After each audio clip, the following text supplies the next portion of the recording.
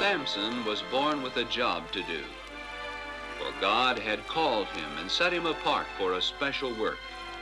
God had chosen Samson to deliver the Israelites from their enemies, the wicked, godless Philistines. The length of Samson's hair is an important part of our story, for it was a symbol to the people of Israel that here was a Nazirite, a man dedicated to God. And it was a symbol of the great strength God had given Samson to help him accomplish his task against the Philistines. The Philistines were afraid of Samson, and they hated him. Except for this one man, they had subdued the whole nation of Israel, and now Samson was becoming quite a problem. Somehow the Philistines decided they would have to capture this strong man of Israel, so they gathered together 1,000 men for the one purpose of taking Samson captive.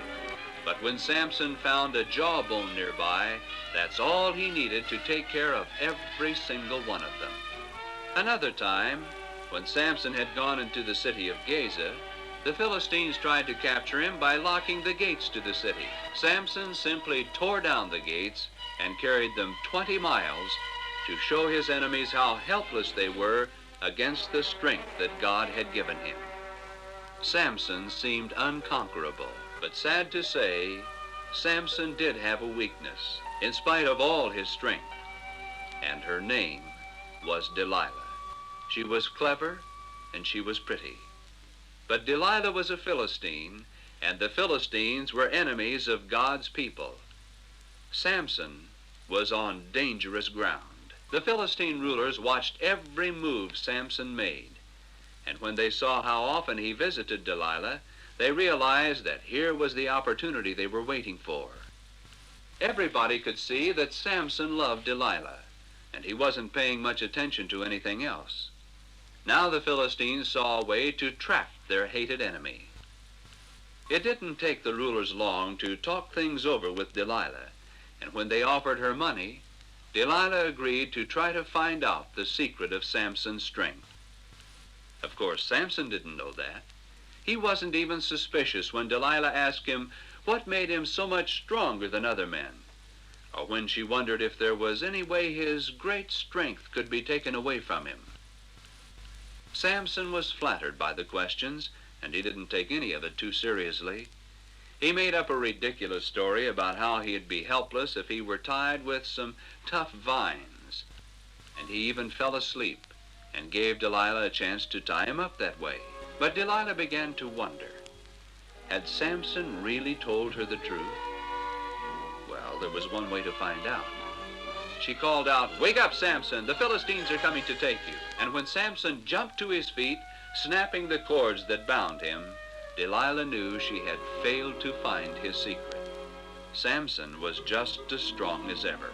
Delilah pouted and acted very hurt toward Samson, hoping he would tell her the real secret of his strength. Samson felt sorry for Delilah, but he refused to tell her the truth. And he made up more stories just as far-fetched as the first. But Delilah was a very clever woman. She knew Samson loved her, and if only she would keep on trying, Samson's weakness for her might betray his strength. Samson was strong, not because of his muscles, but because the Spirit of God would come upon him, and he knew that if he ever cut his hair, which was a symbol of his dedication to God, God's blessing on his life would be taken away. Samson knew it was wrong, but to show Delilah he loved her, he told her about his hair. And Delilah seemed to know that Samson had finally told her the truth.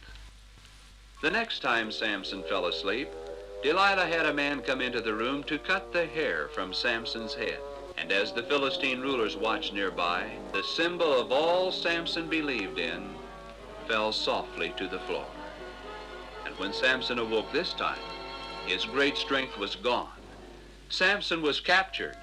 He was treated cruelly, and his eyes were put out. And finally, he was chained to a millstone and forced to grind their grain.